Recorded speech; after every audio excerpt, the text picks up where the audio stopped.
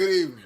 Good evening. Good evening. This is James Bush again from Bush Counseling Services, one half of Bush Counseling Services, that is, in Murfreesboro, Tennessee, and Brentwood, Tennessee as well. Today is 10/2/2018, Tuesday. We're getting closer and closer to the new year. Wow, the year's flown by that fast. So tonight, my topic is: can difficult people change? I have, and it's a miracle in and of itself. When I look back over my life and see the things that I think differently, do differently, how I handle money differently, and my attitude, my approach to certain situations, it's a difference. And I'm going to share with you that in just a second. Thank you, Lynn, for tuning in. Good evening. So, a couple of weeks ago, I told you, well, not a couple of weeks, about a couple of months ago, I told you about the stages of change and the from Prochaska and Duclemente, the preparation, well, the pre-contemplation stage, contemplation stage. Well, let me let you know, guys, know what those are first. Pre-contemplation, it says, is that, change, I don't have a problem, you have a problem.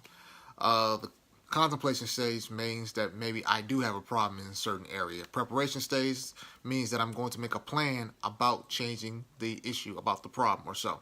The action stage is that I'm actively going to work the preparation plan that I've had, and the maintenance, that goes along with that.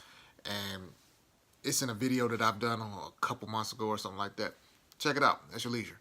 So, what this thing is sometimes used for is like an addiction or weight loss, or if it's just a different mindset or so like that. People use these different stages to work through things and figure things out, and it's like a step process. Again, 5 stages of change that they use, and sometimes for some people it's 6. So, hello, Sharon. I'm sorry, Sharon. Thank you for tuning in. So, what I want to apply this to is for the concept of difficult people, mindsets, this evening. And I'm going to put myself on Front Street when I look at that. Where I can really say that the stages of change or the pre-contemplation or contemplation stage works is that when I applied it to the area of sexual violence and sexual assault. And I'll tell you why.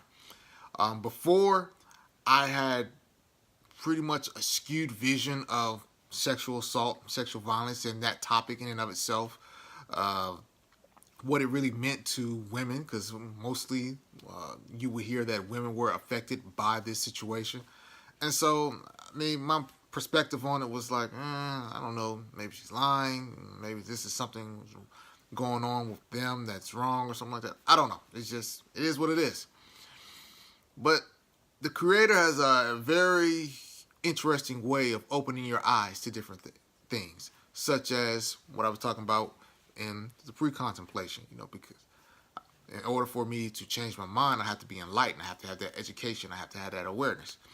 So in my private practice, I started to get female clients who had been sexually assaulted when they were 13 and 14, and who, possibly made bad mistakes or had things happen to them, but nevertheless, this was something that was very real, and it was affecting their current state of life at that point in time, to the point where I said to myself, this ain't a joke. It's for real. And so you saw, for myself, I had a front row seat of, oh man, maybe there is something to this thing called sexual violence or sexual assault. Maybe there are young ladies that are being drastically affected by this. It's affecting them not only in their current state, but their future life. Their relationship with men, they're not doing well at. Their relationship with their parents, they're not doing well with. The list goes on and on how these young women were being vastly affected. What's good, Eric? Appreciate you tuning in this evening.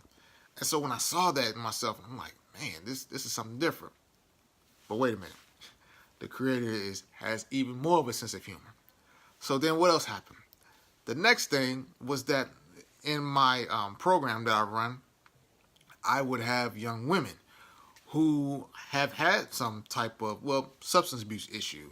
Maybe it was marijuana. then it was cocaine, and then it was heroin, then it was some type of pill, or oxys, roxys.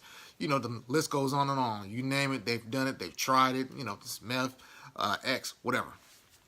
And so you start to peel back the onion a little bit. When we say peel back the onion, as someone begins to let you inside and tell you about their different situations, some of the things that they face, stuff that they've gone through, you start to see that it's less and less about the substances that they're using and more about the trauma that they've been facing. So some of my young ladies have been sexually assaulted in some type of way. They've been roofied and left on the lawn, not knowing where they've been or what has happened, and that's just that. Or they've had some type of sexual interaction with a close relative, a family member, a close friend, or anything like that. That was unwanted.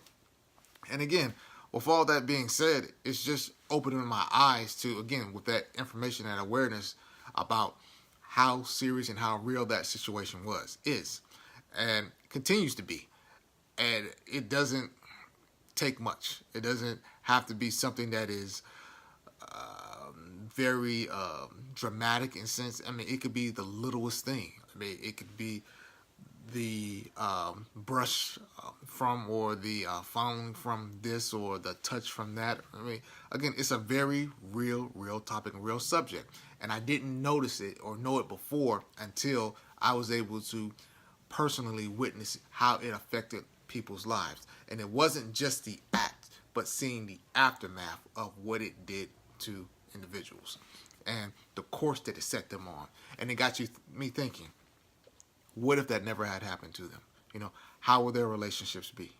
How would their temperament be? Because I've seen some, they've had a lot of anger, and rightfully so. I mean, and they've done a lot of drugs. And unfortunately, I mean, and I don't speak for any of the substance abuse therapists out there, but some of the times you would think, yeah, I probably would drink a lot too, or I probably would smoke a lot too, if I'm dealing with trauma like that and it has not been processed and I'm holding on to it and I'm not sharing or I'm talking to someone else about that. So again, it's unfortunate, but it's a reality in our current society. And we wonder why things are the way they are. We wonder why some people respond and act in the ways they are, because things have happened that they are not willing to share, and they won't share until they feel safe. And for some, that's a long shot, because after situations such as those, they don't feel safe anymore. And that's something that I think that we as a society have to grow more in, and we have to be more empathic, more loving, more open, and ready to address those needs when they do come. Okay. So my topic tonight was, dealing with difficult people. I mean, again, I was one of those guys. I was one of the person who said, nah, never mind.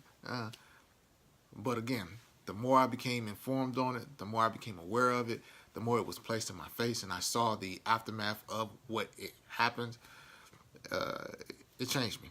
And so I would implore those who are leading the fight or discussing these matters, so continue what you're doing. Continue talking about it. Continue to educate and inform. Again, the numbers. Was it 1 in 5 young women who are reporting have been sexually assaulted? 1 in 6 young men who are reporting have been sexually assaulted in some type of way, because that happens to guys as well too. Let's not get it twisted. So for more on this topic and topics like this, visit us at bushcounselingservices.com. That is bushcounselingservices.com. Take it easy.